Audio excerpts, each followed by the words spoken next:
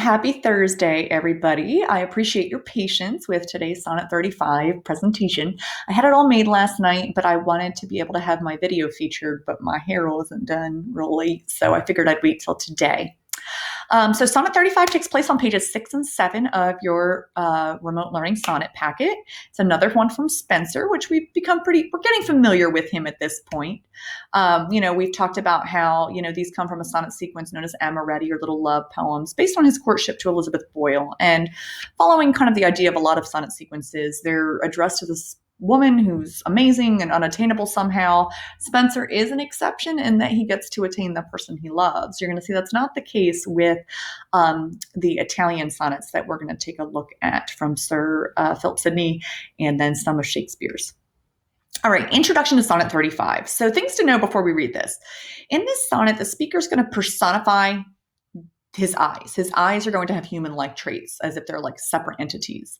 They're going to cause quite the dilemma because when they get to see his beloved, the fair sight or beautiful sight of the woman he loves, they're greedy because they always want to see more when they get to see some of her. But when that happens, they're always feeling like they can't get enough and they're never satisfied. But on the other hand, when they don't get to see her at all, they can't survive. In other words, the more the eyes get, the more they want. But if they don't get her at all, they're going to die.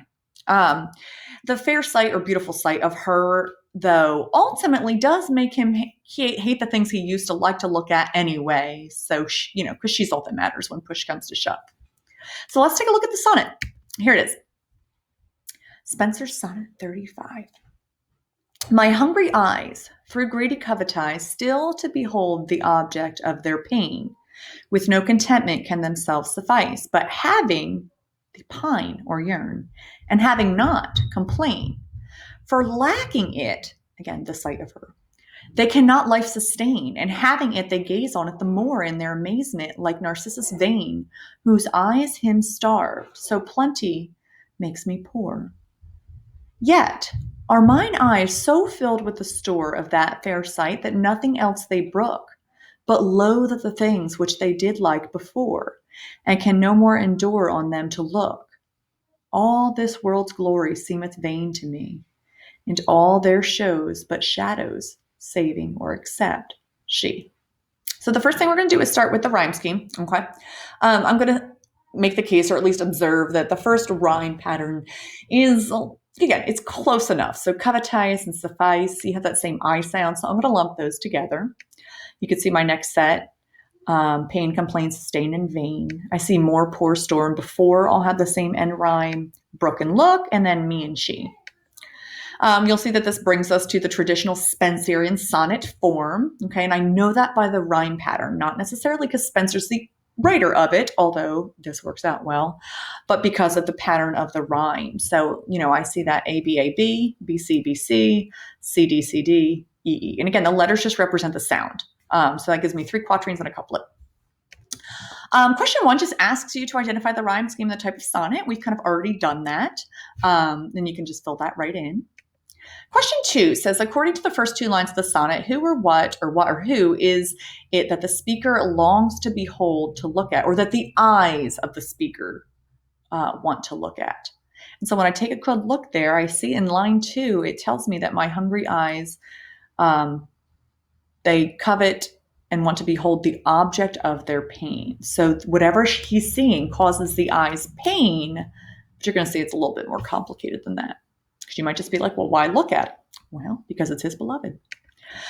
Question 3. There are 2 opposing conflicting emotions that create the dilemma that the speaker faces when he does get to behold the person or thing, the object of his pain. Explain this dilemma as presented in lines 4 through 6. And I accidentally only highlighted 5 and 6. So I'm going to start with 4.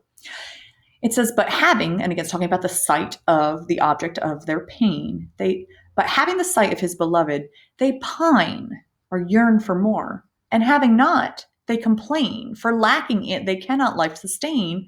And having it, they gaze on it the more. So when I see her, I have this feeling that I can never get enough, and that's problematic. But when the eyes don't see her, they can't even live. So that's the dilemma that we have going on here. Question 4 says, in line A, explain how the statement, so plenty makes me poor, applies to the speaker's situation by referring to the content of lines 4 through 6. This has to do with the inability to be satisfied. The more they see of her, the more and more they want, and then they can't get that more. So plenty makes us poor. So seeing more of her makes me feel like I can never get enough. Okay. It's a little reminiscent of like, a drug addiction of sorts. The way those chemicals interact with the body, the more it gets, the more it wants. And then it never feels like it has enough, and it feels like it doesn't have enough. So question 5, it says the speaker uses a simile to compare his eyes to Narcissus. Explain who this is and why he is alluded to. So we have another Greek mythology allusion here. It's actually what I like to talk about. Narcissus. Back in Sonnet 1, we talked about Helicon being where the 9 muses live, and the lines of Spenser's poems were bathed in the stream or the brook at Helicon. And she's from there. His beloved is from Helicon because she's a muse to his, work. Here we have another allusion to Greek mythology with Narcissus. Okay, he is a hunter known for his beauty. People saw him and he could not look away, but he was proud. He saw his own the story goes, he saw his own reflection in a pool of water and he fell in love with himself. And he couldn't look away. To the point where he just pined in despair that he could never be with himself, and he finally died of thirst and starvation. And where he died, according to the myth, flowers bloomed, which are actually called the narcissus. It's like the daffodil. And if you've ever called somebody a narcissist, or so you're like, oh my goodness, they're so narcissistic, it's because they're self-absorbed and in love with themselves. So you see this reference a lot in our culture. There are some funny cartoons I featured here. A lot of people argue that selfies are pretty narcissistic. We're looking at our reflection. We're staring at ourselves in a mirror. So you can see that cartoon on the left does that. The cartoon on the right featuring, he's on the phone. He's like, no, you hang up first. If you're talking to somebody you love and you don't want to hang up. And then, of course, on the very right hand side, Narcissus takes voice lessons, and he's like, me, because he's obsessed with self. So Narcissus was very vain or concerned with looks. His eyes starved him. So plenty makes us poor. The more he saw, the less and less he took care of himself. So there's this irony that's part of that too, that the sonnet writer is pointing out. So, question 6, personification. Explain how the speaker's eyes are personified in this sonnet. Anytime you have some kind of action, or human trait given to these eyes, he's personifying them. They covetise, they covet something. That's to want what's not yours. They can't find sufficiency or find any contentment. They pine, they complain. They gaze on it in their amazement. They're amazed at something. They hate the things they used to like before. So these are all different ways in which the eyes are personified in this poem. Question 7 says, assonance takes place when 2 or more words close to one another repeat the same vowel sound, but would start with different consonant sounds. So different from alliteration. Alliteration is when it starts with the same sound. Assonance is when it's the repetition of the same vowel sound. So I have an example built into the question. Notice the repetition of that E vowel sound. Men, sell, the, wedding, bells, that that's assonance. So we do see an example of it in line 1. My hungry eyes through greedy covetise. That long I sound is an example of assonance. And I wanted to point that out. This is a poetic device. Again, we're not talking about everything in these poems, but I wanted to bring in that one.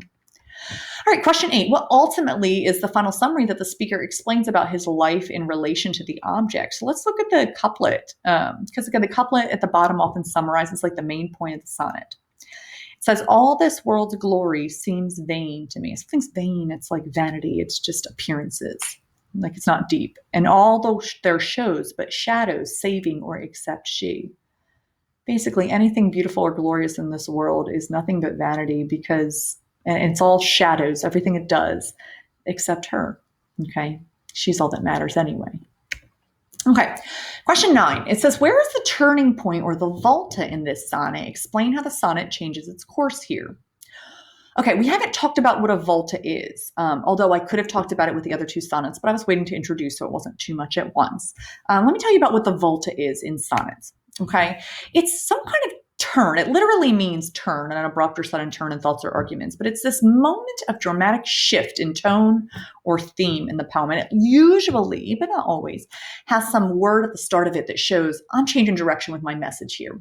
Words like but, yet, and yet. So despite all what I said before, or even though I said this, but this is actually true.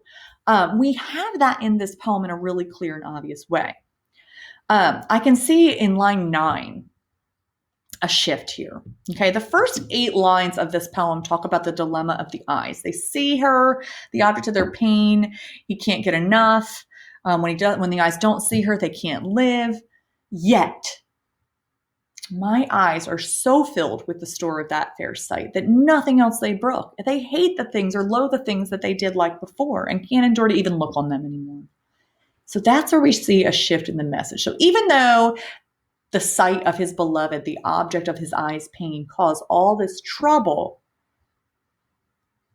they're actually enough to satisfy his eyes in the sense that they don't want to look at anything else anyway. And so when I break this up, you see a gap between the first 8 lines and the last 6. What Spenser's doing here is mimicking something that the Italian or Petrarchan sonnet does, which we haven't looked at yet, but we will. Spenser doesn't imitate the rhyme scheme of the Italian or Petrarchan sonnet, but he does imitate the way that the poem's message is broken up into 8 and 6, an octave and a sestet. Okay.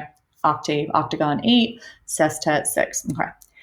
So you see this shift in the message here. And when I add that space between it, you can be like, oh yeah, I do see it's a little different. It takes a turn there. That's the volta. Okay, question 10 just asks you to summarize what the sonnet is about in 2 to 3 sentences, which I think you guys are pretty well equipped to do at this point. I'm going to be posting final grades. Hopefully you all have had an opportunity to look at them. Reach out to me with any questions or concern or last minute work. I can change up to tomorrow. And I do hope to hold some office hours tomorrow, not today, regarding grades if you have questions. Some people have reached out to me over mine. That's great. All right, good luck. Hope you enjoyed this sonnet.